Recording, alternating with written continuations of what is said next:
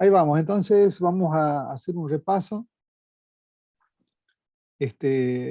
sobre unas propuestas de ejercicios para poder, digamos, encarar el trabajo práctico correspondiente a este tema de variables multidimensionales. Concretamente vamos a trabajar con vectores, o sea, variables de una dimensión, variables múltiples de una dimensión. Después de haber hecho un recorrido por la teoría, repasando los conceptos fundamentales de para qué sirven y cómo trabajar con este tipo de variables, vamos a ver algunos ejercicios propuestos para empezar a reforzar con ejercitación. Voy a activar la pluma y vamos a ver lo que nos propone el primer enunciado. Nos dice: desarrollar en lenguaje C un programa que permita leer 10 elementos ingresados por teclado y se guardan en un vector de enteros. Luego, mostrar por pantalla el contenido del vector. Si ustedes observan la imagen, se puede ver, digamos, las librerías que usamos típicamente, y acá un define que nos permite vincular al rótulo dim el número 10, de manera tal que en el proceso de compilación, en cada lugar del código donde encontremos el rótulo dim, se va a reemplazar por el valor 10 antes de realizar la compilación. Esto resulta muy útil para poder cambiar este número, ¿sí? Darle un valor chico, digamos, unas cuantas posiciones de memoria para el vector, en el proceso que estamos revisando el funcionamiento, depurando errores, y cuando logramos que ya funcione correctamente, redimensionamos en esta única línea y el código se actualiza automáticamente. La idea es que resulte práctico el proceso de depuración y que actualizarlo para el funcionamiento normal sea sencillo. Bueno, acá se puede ver que vamos a usar dos variables, la típica variable i entera para poder hacer el control, o sea, como variable de control de los lazos de repetición for. Acá tenemos la declaración de un vector de enteros llamado a, con una cierta cantidad de elementos determinada por el rótulo dim. Después tenemos un lazo for, donde en primer lugar se informa al operador que se le va a solicitar que ingrese valores para rellenar el vector. En el lazo for se utiliza la variable i, que parte del valor 0, incrementando de uno en uno hasta que sea menor que la dimensión. Y eso está muy bien porque tenemos que recordar que, digamos, los índices de la variable múltiple con la que trabajamos siempre empieza del valor 0 hasta el valor máximo de la dimensión menos 1. ¿Sí? Entonces, si usamos el valor de 10, y va a tener que variar desde el valor 0 hasta 9, que es el valor que cumple con la condición de ser menor que la dimensión. Dentro del lazo for vamos a mostrar por pantalla un mensaje advirtiendo que vamos a ingresar el elemento i más 1, y esto se hace, digamos, para evitar de que en pantalla estemos indicando que se va a ingresar el elemento 0. En ese sentido, lo que se intenta es ponerle un número de orden a cada elemento, más allá que el primer elemento se enumere desde el 0, ¿no? Pero bueno, después con un scanf, haciendo referencia a que el valor ingresado es de tipo entero, vamos a lograr capturar desde teclado el valor y guardarlo en el vector en la posición donde apunta la variable i en este paso de la repetición desde 1 hasta 9. De esa manera, por cada repetición vamos a lograr capturar un valor numérico desde teclado y se va a guardar en la posición correspondiente del vector. Este lazo de repetición para producir la carga desde el teclado de un vector va a ser típico y se va a mantener a lo largo de los ejercicios que busquen hacer este proceso, ¿no? Después, para mostrar el vector, lógicamente también usamos un lazo for. Le advertimos al operador que estamos por presentar el contenido del vector A, y en el lazo for, usando la misma estrategia para recorrer todos los valores de los índices, usando un printf, haciendo referencia a que son valores enteros, mostramos el contenido del vector A en la posición donde apunta la variable i. Tengan en cuenta que acá usamos el modificador ~t para ponerle una tabulación a los valores y de esa manera poder separarlos y ordenarlos correctamente en pantalla. ¿Algún comentario, pregunta que quieran hacer sobre esto? ¿Sobre este ejercicio? Veamos el siguiente.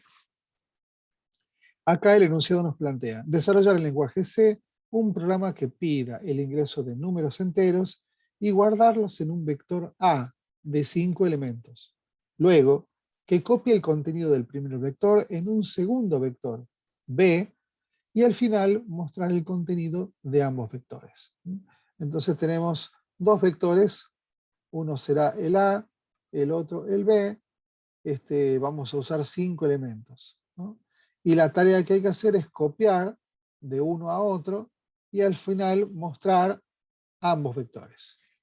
Entonces tenemos definida las partes importantes del enunciado que nos dicen qué hacer. Entonces vamos a utilizar una dimensión de 5, que es lo que nos solicita, y vamos a declarar dos vectores, uno llamado A y el otro llamado B. Usamos la variable i para controlar el lazo for. Mismo lazo for que el ejercicio anterior, recorriendo todos los elementos del vector y con scanf capturando los datos de teclado, datos numéricos del teclado, para guardarlos en el vector A donde apunta la variable i. Después tenemos un lazo for que indica que se va a hacer el copiado de los vectores y manteniendo, digamos, la estructura del lazo for respecto del funcionamiento de la variable i para apuntar todos los índices, vamos a realizar el copiado del contenido de una variable a otra, ¿no? Desde un vector a otro. Teniendo en cuenta que el proceso de asignación siempre es desde derecha a izquierda, o sea que si tuviera una variable b y en ella quisiera guardar el contenido de A, ¿sí?, se escribe de esta manera, porque los datos que están en A pasan a guardarse en B, ¿no? Entonces el proceso de asignación siempre es de derecha hacia izquierda, ¿no? Eso es muy importante recordar, ¿no? Rara vez, pero sí nos ha tocado ver que cuando quieren hacer este proceso, por algún motivo intuitivo equivocado, lo escriben al revés, ¿no? Ponen A igual a B y eso está incorrecto. Entonces, a continuación, lo que nos pedía era mostrar ambos vectores. Entonces, evidentemente, como son dos vectores, vamos a usar dos lazos for, ¿no?, para poder recorrer cada uno de los elementos del vector y usar un printf para mostrarlos por pantalla. ¿Algún comentario o pregunta que quieran hacer?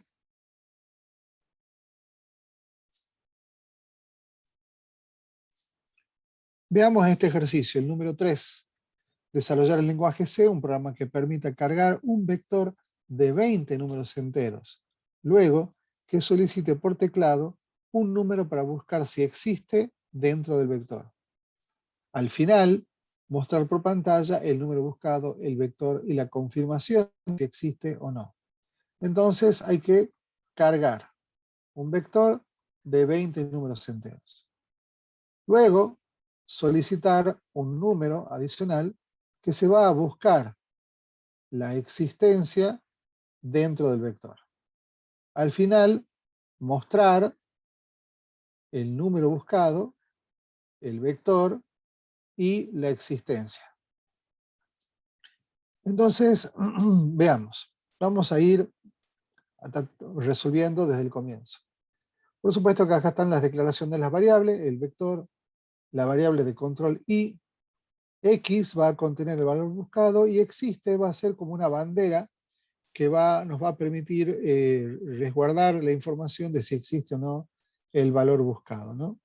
Bueno, típicamente el mismo lazo for para cargar el vector en donde apunta la variable i de nuestro lazo for, usando un scanf. De esa manera rellenamos el vector. A continuación le avisamos al operador que va a ingresar un valor, que es el valor que se va a buscar dentro del vector, lo guardamos en la variable x.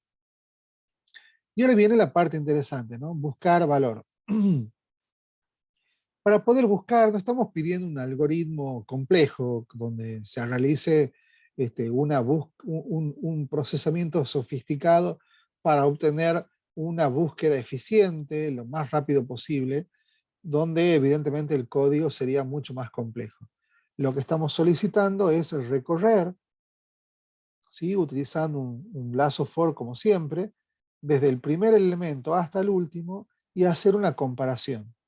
Una comparación por el igual, ¿no? Comparando si el contenido E de X es igual a cada uno de los elementos del vector, de manera de recorrerlo uno a uno. Si se cumple la condición de que existe una igualdad de X respecto de algún elemento del vector, significa que se cumple esta condición y pasa a ejecutarse esta línea de código que lo que hace es cambiarle el estado a la variable de existencia. ¿Algún comentario o pregunta respecto de este lazo for? Una vez realizada esa tarea, vamos hacia la tarea que nos permite mostrar el vector. Como ya habíamos visto en otro ejercicio, no es más que un lazo for que recorre con un printf cada uno de los elementos del vector. Realizado esto, lo único que queda por hacer es justamente lo de que implica mostrar por pantalla, que es mostrar el vector, mostrar cuál es el valor buscado, que no era más que x, y con la ayuda de un if, disculpen, verificar si la existencia está en 1 o en 0, de manera tal de poder mostrar por pantalla si existe o no existe el valor buscado. ¿Algún comentario o pregunta respecto de esto?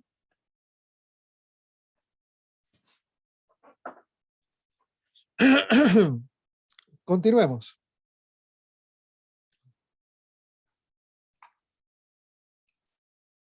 En este otro ejercicio vamos a ver qué es lo que nos plantean.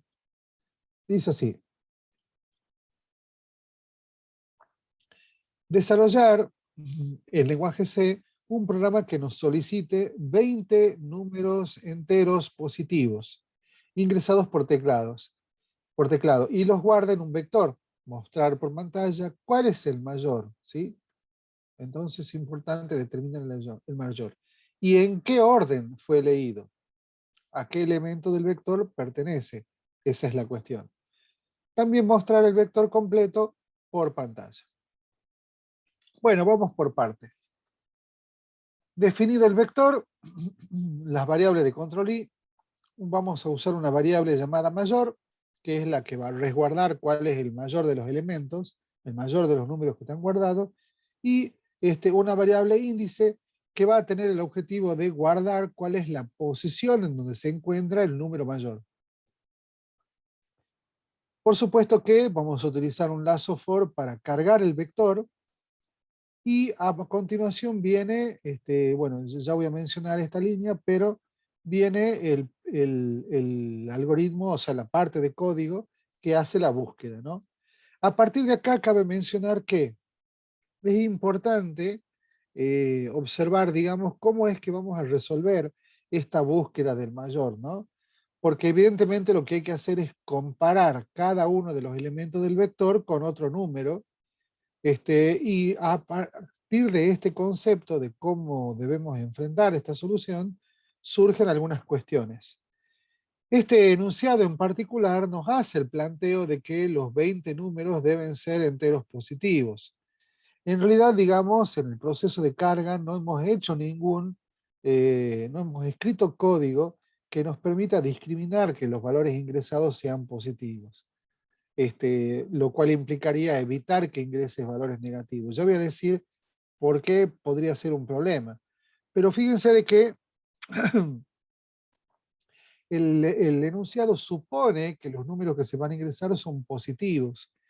Entonces esto queda abierto a que nosotros podamos hacer el control correspondiente o no. Si queremos hacer el control correspondiente, no sería muy complicado.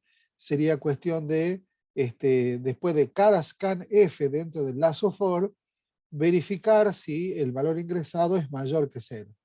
Si no es mayor que 0, significa que es negativo, y de esa manera podríamos descartarlo y volver a preguntarle, o volver a solicitarle que ingrese otro valor. Y de esa manera nos aseguramos que todos los valores cargados son positivos. Como el enunciado establece que, o da por sentado que los valores que van a cargarse son positivos, nos facilita la tarea porque bien podríamos nosotros tomar como primer elemento de comparación, eh, suponiendo, ¿sí?, que el valor más apropiado para comparar sea respecto de 0. Entonces implicaría a la variable mayor asignarle el valor de 0. De manera tal que cuando entremos al lazo de búsqueda, lo que vamos a hacer es comparar el contenido del vector donde esté apuntando la variable i respecto de la variable mayor.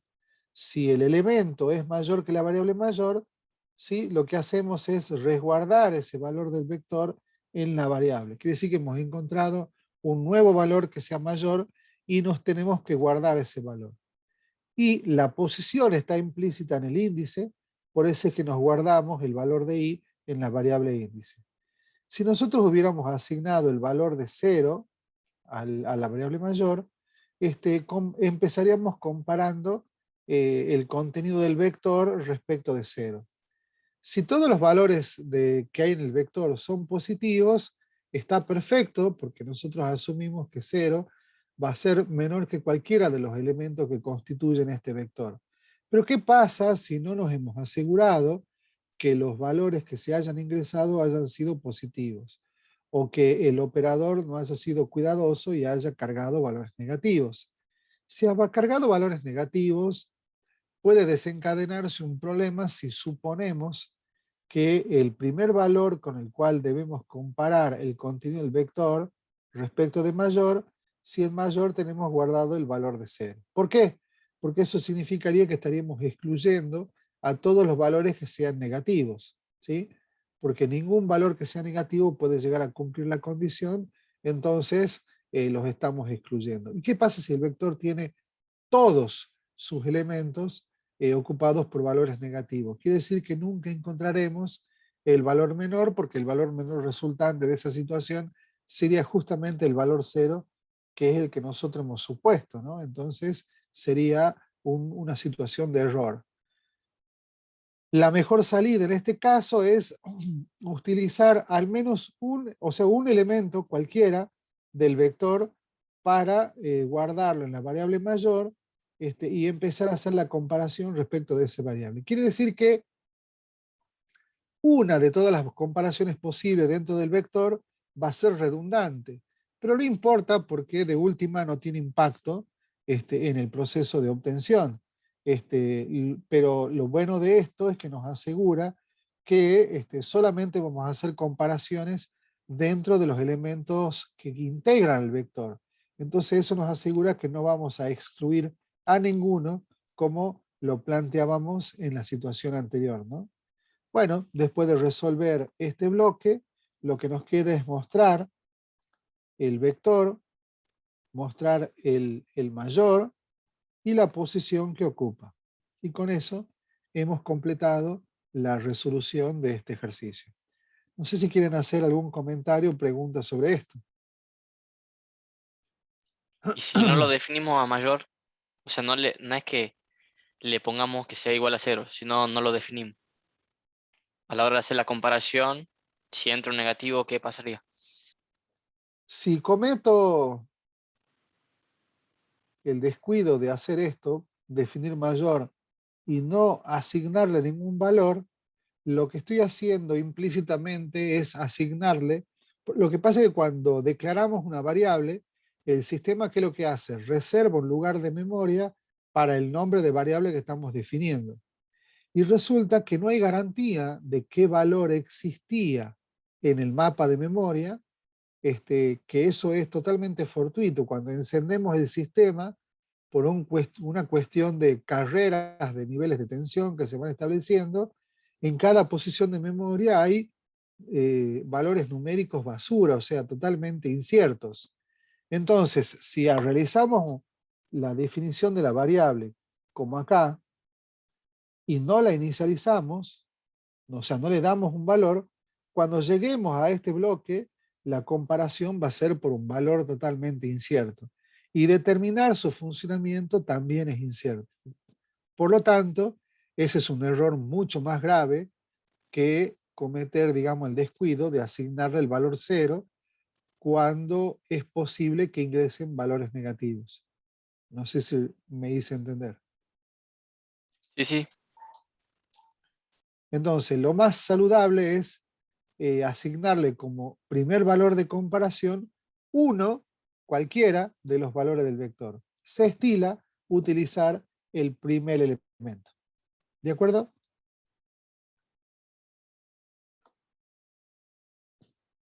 Veamos un siguiente ejercicio. Nos plantea desarrollar en lenguaje C un programa que permita cargar un vector desde teclado con 10 números enteros, luego que pueda mostrar por pantalla la suma de los pares, la resta de los impares y el vector. Acá se agrega algo que ya habíamos visto en oportunidades anteriores y tiene que ver con la detección de paridad. Bueno, en el primer momento utilizamos un lazo for como antes para cargarlo al vector en la posición donde apunta la variable i, y después empezamos con los procesos de buscar y sumar los pares. Obviamente, como hay que recorrer cada uno de los elementos del vector, usamos un lazo for como siempre, pero dentro del lazo for lo que vamos a necesitar es una estructura if, de manera tal que compare si el contenido donde apunta la variable i del vector A, es divisible por 2. Para verificar esto usamos el operador mod respecto de 2. Si el resto es 0, significa que es divisible por 2, por lo tanto es par. En ese caso se ingresa al bloque de esta estructura if, y lo que se realiza es la suma acumulativa, ¿sí? O sea, le sumo este valor a suma par. Para esto es muy importante, ¿sí? Porque obviamente suma par es un acumulador. Y ya habíamos visto que tanto los acumuladores como los contadores deben ser inicializados. Por eso acá aparecen declarados y además inicializados en 0. Si no, sería un problema. Entonces, el contenido del vector A en la posición i resulta ser par, entonces lo usamos para sumarlo dentro de esta variable llamada suma par. De la misma manera, para el caso de los impares, un lazo for que nos permita recorrer todos los elementos, y donde en el vector A, donde apunte la variable i, vamos a realizar la operación de mod respecto de 2, y si eso me da distinto de 0, significa que el número no es divisible por 2, o sea, no es par. Por lo tanto, entramos al bloque y lo que vamos a hacer es la acumulación la acumulación negativa del contenido del vector en esa posición i. ¿Qué significa? Es restar sobre el contenido de la variable resta par. Y como resta par era 0, entonces va a ser igual a menos el valor del primer elemento del vector A. Y por cada vez que se cumpla la condición de que sea un valor impar, se va a ir restando ese contenido del contenido anterior. O sea que el número negativo se va a ir incrementando. Negativamente, por supuesto. Y después no queda más que mostrar el vector, que es un lazo for, como veníamos indicando en los ejercicios anteriores. Y obviamente también hay que hacer la tarea de mostrar por pantalla el contenido de suma par y de resta impar. No sé si quiere hacer un comentario o pregunta. y vemos la propuesta de este ejercicio, ¿sí? Dice, desarrollar el lenguaje C, un programa que solicite la carga de un vector de 5 números enteros. César, Luego, ¿sí? ahí en el chat pregunta, ¿es necesario agregar el get char al final o es optativo? A ver. Get char. El get que está al final es para parar el Ah, teclado. claro, en realidad el get es para detener la programación, logrando que el código espere el presionar una tecla. Es para que la ventana de la consola donde se aparecen los resultados del programa se detenga para que uno pueda leer todo lo que ha ido sucediendo y recién salga del programa donde esta ventana se cierra. Es simplemente para eso. Claro, claro. Y en este ejercicio, bueno, que nos pedía que carguemos un vector de 5 números enteros, luego que copiar estos elementos multiplicados por 2 en otro vector. ¿Ah? Como última tarea que se muestre por pantalla los dos vectores. Bueno, vamos a declarar dos vectores de una dimensión que está definida más arriba, y con un lazo for vamos a cargar el primer vector, igual que como veníamos haciendo antes. Y para generar el segundo vector vamos a usar un lazo for, de manera tal de ir recorriendo cada uno de los elementos del vector A y multiplicarlo por 2, para que después ese resultado se guarde en el vector B, en donde esté apuntando la variable i, ¿sí? De esa manera van a quedar dos vectores exactamente iguales, dimensionalmente hablando, y sus contenidos también, ¿sí? Porque va a haber una correspondencia de uno con otro. Acá es importante, algo que ya había mencionado antes, esto es un poco como para reforzar esa idea, ¿no? Que la asignación siempre es de derecha a izquierda. Acá también se cumple esa situación como lo señalaba, ¿no? Este es un ejercicio que proponemos para que siempre tengan presente cuál es el sentido de la asignación. Bueno, después lo único que nos resta por hacer es mostrar el contenido del vector A, que es utilizando un lazo for, y mostrar el contenido del vector B, también usando un lazo for. ¿Preguntas, comentarios que quieran hacer? Bueno, creo que convendría que dejemos acá para que ustedes puedan aprovechar los comentarios, explicaciones de los códigos de estos ejercicios para enfrentar los ejercicios del práctico correspondiente, ¿sí? De todas maneras, si hubiera algún ejercicio que proponga alguna duda, lo planteamos en la siguiente clase.